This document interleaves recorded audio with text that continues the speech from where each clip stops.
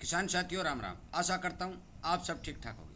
साथियों आज हम चर्चा करने जा रहे हैं ग्वार, मूंग, मोठ और मूंगफली की बिजाई के ऊपर। और साथियों इसी तरह की जानकारी जो मैं आप तक पहुंचाने की भरपूर कोशिश करता हूं कि कितनी बिजाई होने की संभावना है, किस तरह की बीमारी आ रही है, आने की संभावना है। कृपया करके इस तरह की जो वीडियो आपके पास पहुंच रहे हैं आप हर किसान तक पहुंचाने की कोशिश करें ताकि समय पर किसान सावधान रहे और अपनी फसल को बचा सके। साथियों यदि आपको इसी तरह की जानकारी पाने की ज़रूरत है या आप इस तरह की जानकारी पाना चाहते हैं, इस बात के इच्छुक है, तो आप चैनल के साथ जुड़े, सब्सक्राइब करें, सामने वाली घंटी का बटन दबाएं ताकि आपको समय पर वीडियो मिल सके। साथियों वीडियो पूरा सुने और गौर से सुने। मैं आपको यह बता देना चाहता हूँ कि मैंने लगभग 1.5 महीने पहले एक वीडियो अपलोड किया था और मैंने ये बात कही थी कि अब की बार भारत के अंदर खंड वर्षा होगी, चाहे मौसम विभाग कुछ भी कहे। और ये आकलन मैंने क्यों लगाया था, इसलिए लगाया था क्योंकि पिछले 8-10 वर्ष से लगातार जलवायु परिवर्तन हो रहा है। जलवायु परिवर्तन का असर जो है भारत अछूता नहीं रह सकता। ये बात मैंने उस वीडियो में कही थी, आज भी कह रहा हूँ। और साथियों मैं आपको बता देना चाहता हूँ कि खंड वर्षा ही हो रही है।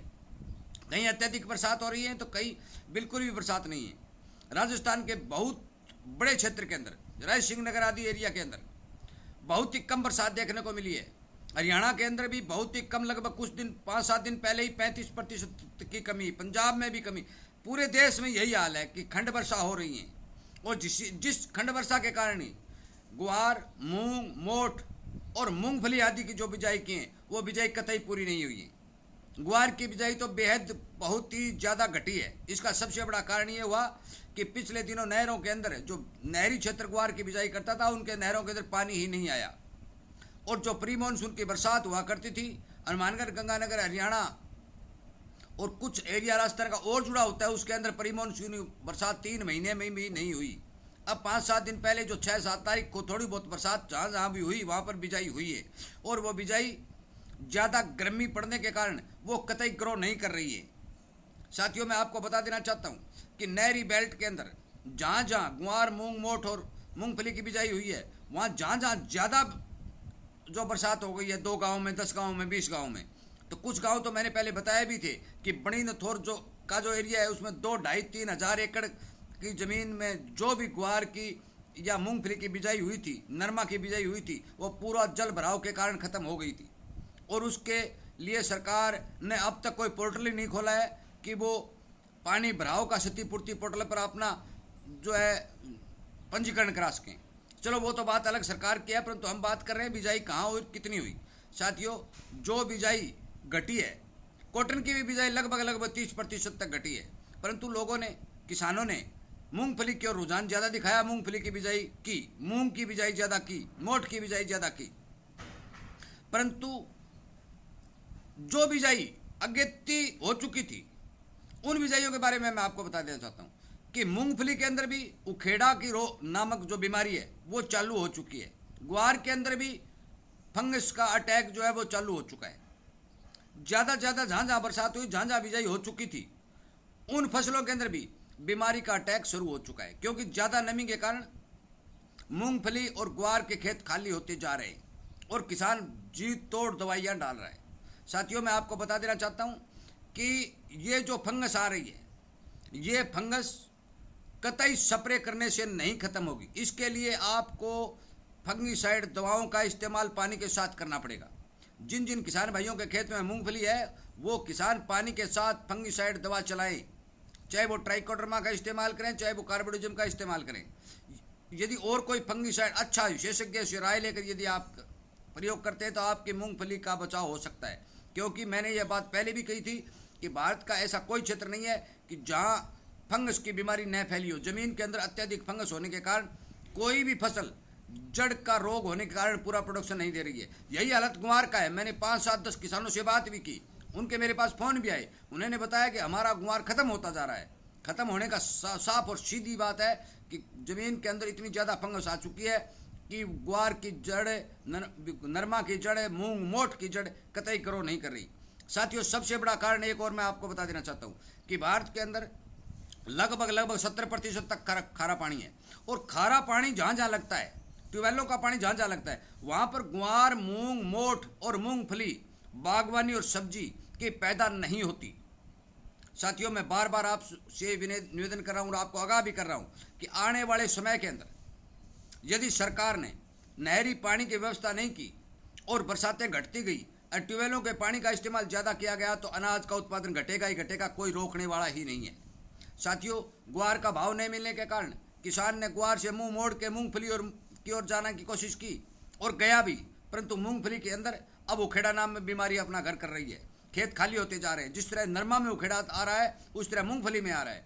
मूंग और मोठ की जो पछेती बिजाई हुई है उस पछेती बिजाई में भी पीड़ापन वाला रोग, जो ही फल शुरू होगा पीड़ापन वाला रोग हावी हो जाएगा और उसमें लगातार किसान को फंगिसाइड का इस्तेमाल करना पड़ेगा, परंतु स्प्रे के द्वारा वो फंगस वाला रोग खत्म नहीं होगा। किसान समय पर यदि बीज उपचार करता है, जमीन को सुधारता है, ये सभी के सभी रोग है जमीन से चालू होकर जड़ के माध्यम से पत्तों तक जाते हैं और पौधे की खुराक को बंद करके जो हानिकारक फंगस है वो अपना खुराक खाना शुरू कर देती है, जिस कारण किसान को बहुत बड़ा नुकसान होता है। साथियों, इसी तरह की बीमारियां यदि इस तरह की फसलों में आती रही तो आप मान के चलो कि जो मैं ये अनाज बता रहा हूँ, इन अनाजों की भरपूर कमी आने की संभावना पूरी बनती है। बरसात का घटना, नहरी पानी का कम हो जाना, खारे पानी का ज़्यादा इस्तेमाल होना और ज़मीन के अंदर फंगस का अटैक बहुत ज़्यादा बढ़ना, ये सब के कारण जो है ये कम प्रोडक्शन के संकेत मिल रहे हैं। साथियों, मैं आपको बता देना चाहता हूँ कि वास्तव में ही मूंग और मूंगफली की बिजाई बढ़ी है।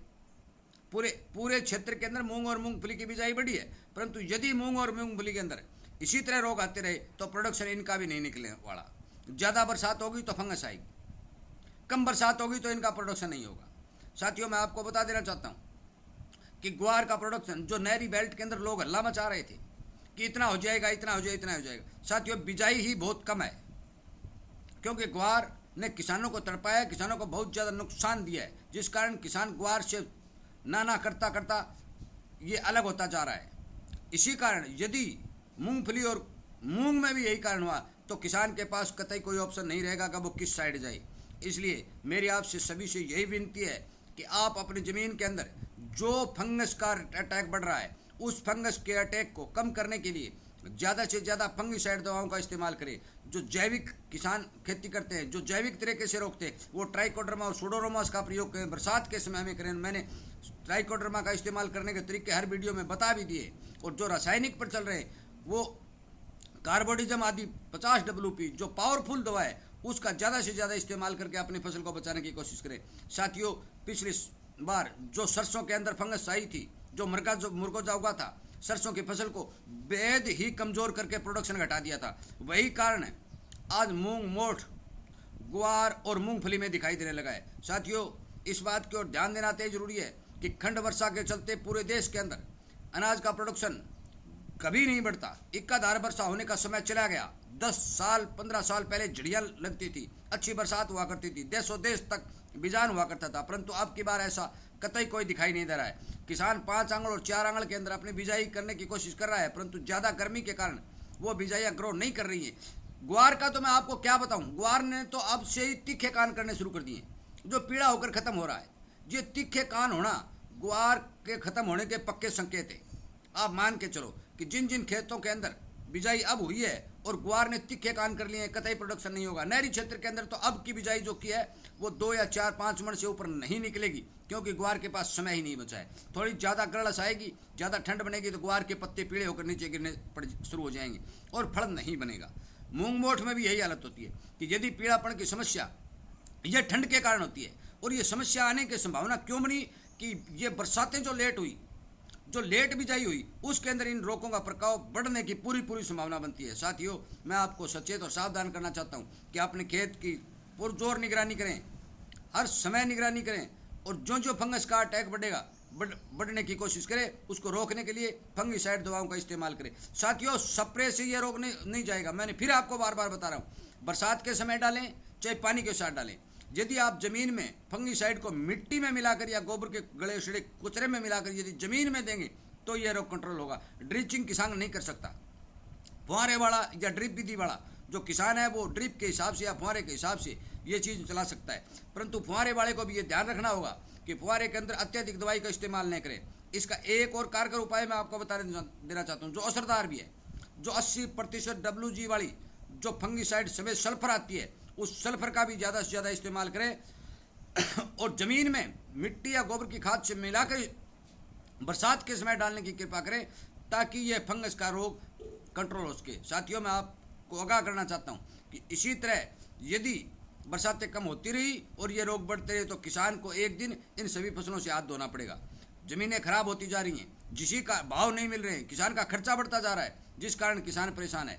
और नरमा के अंदर भी अब जो बीमारी दिखाई देने लगी है, उस बीमारी को भी कंट्रोल करने में किसान के पास समय नहीं होगा, तो ग्वार, मूंग और मोठ की जो बिजाई है उसमें भी यदि बीमारी फैल जाए तो किसान कहाँ का नहीं रहेगा। इसलिए सावधान होना, सचेत होना बहुत जरूरी है। इसी तरह की जानकारी आपको मिलती रहे। यदि आप इस बात के इच्छुक हैं तो आप इस चैनल के साथ जुड़े, सब्सक्राइब करें और सामने वाली घंटी का बटन दबाएं और अपने दोस्तों तक शेयर जरूर करें साथियों, ताकि वो भी समय रहते अपनी फसल की अच्छी तरह से निगरानी कर सकें और समय पर दवाई का प्रयोग करके अपनी फसल को बचा सकें।